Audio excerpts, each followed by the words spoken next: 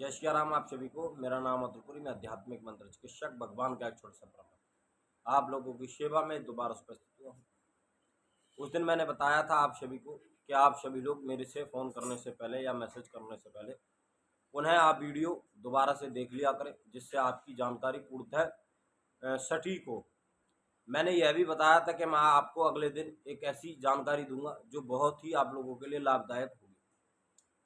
कुछ समय पहले कि हमारे पास में एक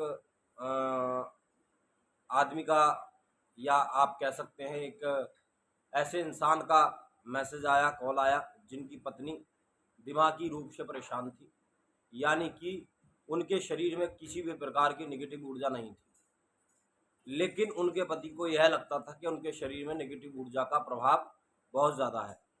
और वो मेरे पास आने से पहले कम से कम 30 से 40 भगत को दिखा चुके थे, जो इस फील्ड के मास्टर थे और इस फील्ड में बहुत ही अच्छी तरीके से कार्यरत थे, यानी कि कार्य को करते थे।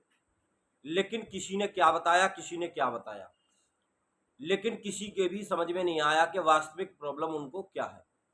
मैंने उनकी जब चेकिंग की, चेकिंग के दौरान मैंने जब उनसे यह कहा कि आपकी पत्नी के शरीर में किसी भी प्रकार की नेगेटिव ऊर्जा का प्रभाव नहीं है, आपकी पत्नी के शरीर में कोई भी नेगेटिव ऊर्जा नहीं है, लेकिन मेरी यह बात सुनकर वो हताश हो गए। और हताश होने के बाद में उनकी जो बात करने की टोन थी वह बदल गई।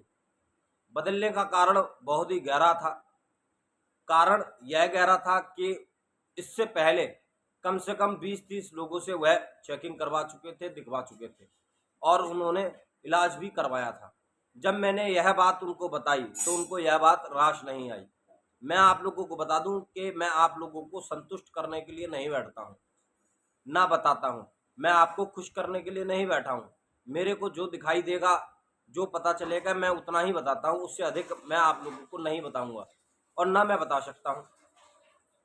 फिर उसके बाद में उनके पति से मेरी थोड़ी देर वार्तालाप होने के बाद में मैंने उनको यह बताया कि आपकी पत्नी ने बीच में साधना वगैरह की थी माँ भगवती जगदम्बा काली की, आप हाँ और ना में जवाब दें।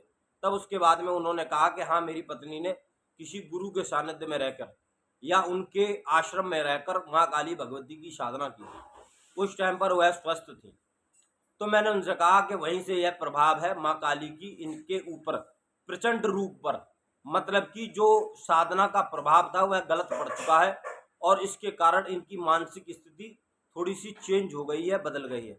इनको अजीब अजीब ख्याल आते हैं, इन्हें ऐसा लगता है कि इनके पीछे कोई है और नेगेटिव ऊर्जा का प्रभाव है। मैंने उनको तरीका बताया कि अपनी पत्नी को वह कैसे स्वस्थ कर सकते हैं, कैसे ठीक कर सकते हैं। तो इस जानकारी को मैं यह देना चाहता हूं इस वजह से कि जब भी आप किसी गुरु के मार्ग में जाएं, किसी संत के मार्ग में जाएं, आप कोई भी विशिष्ट साधना करते हैं तो साधना करने से पहले आप उस गुरु को जांच लें कि वह गुरु वास्तविक साधना कराता है या नहीं कराता है, या उसके पास में कुछ है भी या नहीं है, या बेकार में आपके जीवन को बर्बाद करने के लिए वह बैठा हुआ है।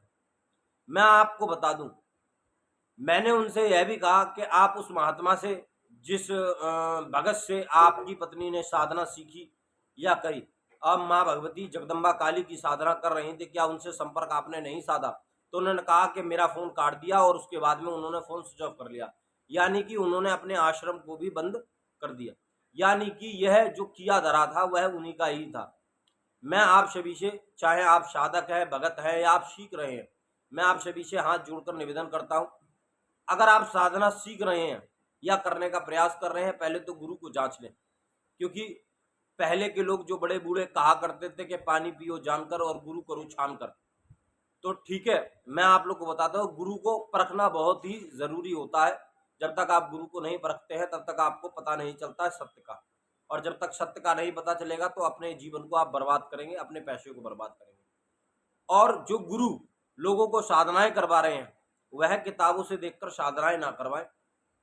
अगर वह किसी गुरु के सानिध्य में रह के उन्होंने साधना करी है या खुद से ही सीखी है, तो वह पहले अपने ऊपर ट्राई करें, अपने को उस साधना के दौरान गुजारें, और जो उसका प्रभाव पड़ता है फिर उसके बाद में आप किसी आगे शिष्य को बताएं। ऐसे ही किसी की ज़िंदगी खराब ना करें। यह जानकारी मैंने आप लोगों को इस वजह से दी है कि आप लोग आगे का भटकाव ना हो। और भी मैं सुंदर सुंदर सी जानकारियां आप सभी के समक्ष लेके आता रहूँगा।